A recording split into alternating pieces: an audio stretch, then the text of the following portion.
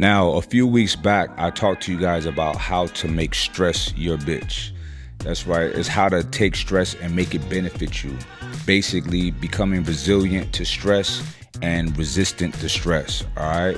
Now, this is vital because stress is something that we're all going to endure. It never goes away, but those who can deal with it properly, they win in life. Those who can't, it is what it is. You know, a good friend of mine always say, stress either produces diamonds or busts pipes. So which one are you? Are you one of those people that get empowered from dealing with stress, or do you get damaged? You're broken. You're useless. There's no right or wrong, but it's how you choose to live your life. Now, I want to tell y'all some of the tactics that I personally use to employ to battle stress or to be able to deal with stress in a meaningful way, right? And one of those tactics is my favorite, is meditation. What I personally use is called mindfulness meditation. There's different types of meditation, but I use mindfulness meditation. I try to do it as much as possible. I call it a cheat code. It's a real life hack. What I've experienced from it is an increased focus, calmness, and a heightened sense of interpersonal as well as intrapersonal intelligence. It's things like just don't agitate me as much as they used to when I didn't meditate. And I have an overall sense of a clear and healthier mind state. Now, this is how it's done. You find a place to sit. I sit in what they call lotus position. And it's really good to sit like that. It can be uncomfortable if you haven't done it, but the more you do it, it'll help with improve your hip mobility. And that's a thing that a lot of people have tightness in their hips.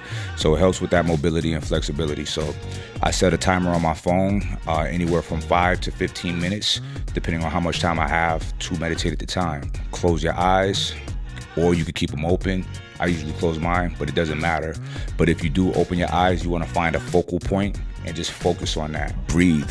Inhale through your nose and out through your mouth. Or you can breathe, inhale through your nose and out your nose. Focus only on your breathing.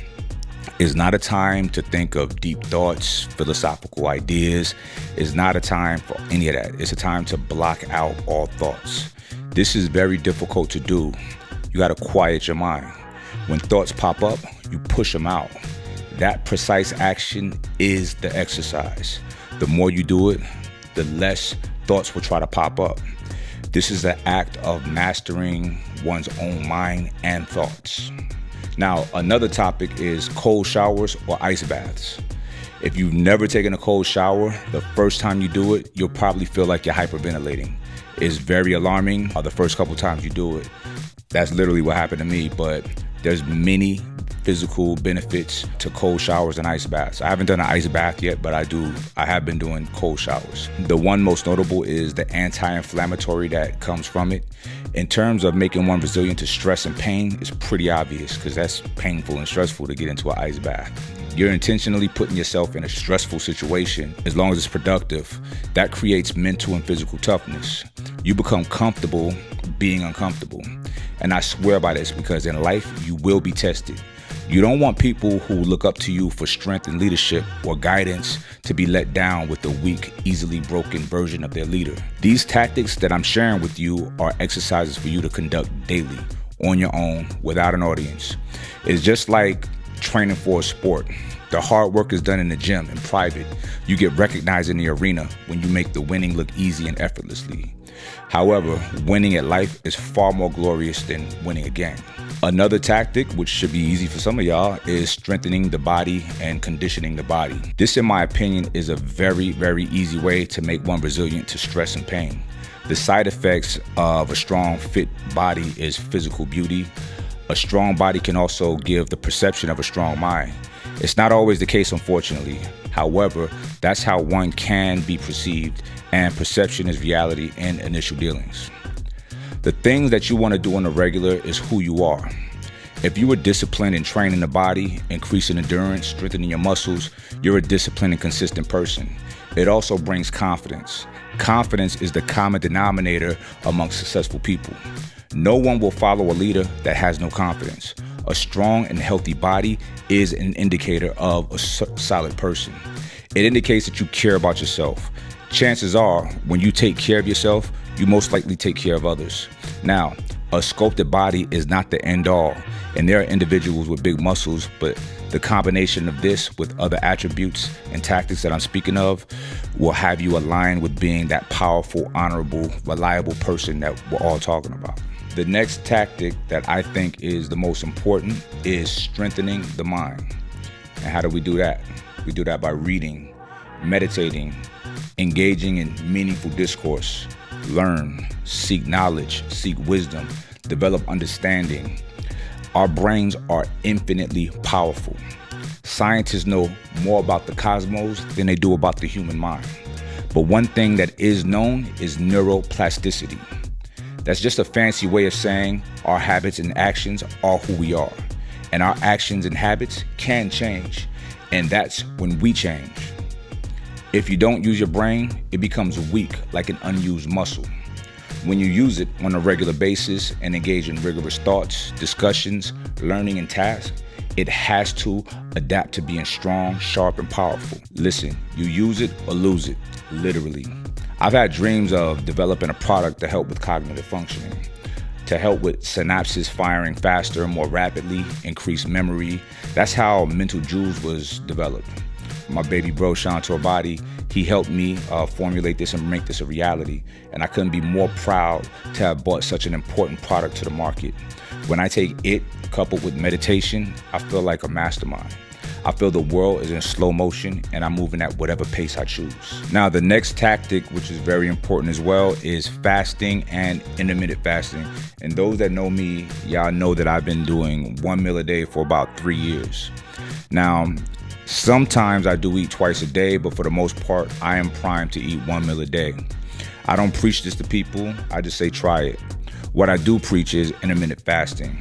Me eating once a day is a form of intermittent fasting. There's many ways you could do it. Now, I urge people to give themselves a long fasting window before eating their first meal. Why? For that hungry mind state. There was a time in the past when our ancestors would eat once, twice, maybe 3 times a week. That's if they're lucky.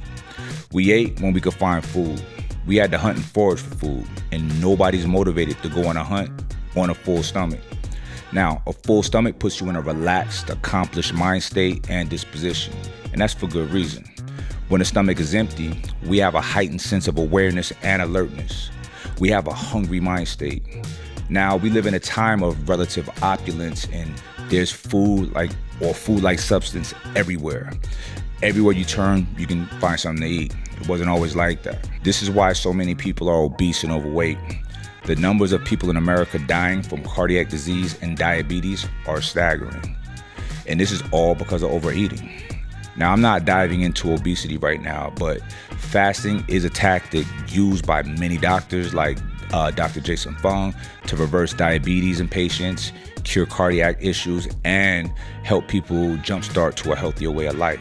Do it. Not only are there numerous health benefits to fasting, but it strengthens the mind in such an amazing way. Discipline and self-control. It's difficult to develop these characteristics, especially in a consumeristic society like the one that we live in, when overindulgence is looked at as a characteristic of the successful and wealthy. It's actually a weakness. Being disciplined with your nutrition is probably one of the hardest things you could do, and once it's mastered, it's incredibly empowering. Give it a try. You'll experience hunger pains at first. You'll be stressed, but accept it and take it on head first. You are strong enough to handle it. I know you are. And after a few days, you won't feel hungry anymore. You'll notice your mood is better. You'll feel and become a more pleasant person. It's literally life-changing. Our brains control everything, even digestion. When you're constantly eating, your brain is constantly working trying to break down and digest food. You're using up your body's resources for food when it's not even needed. You could be using that brain wattage for planning and executing your businesses, marketing strategies, just anything that's more productive.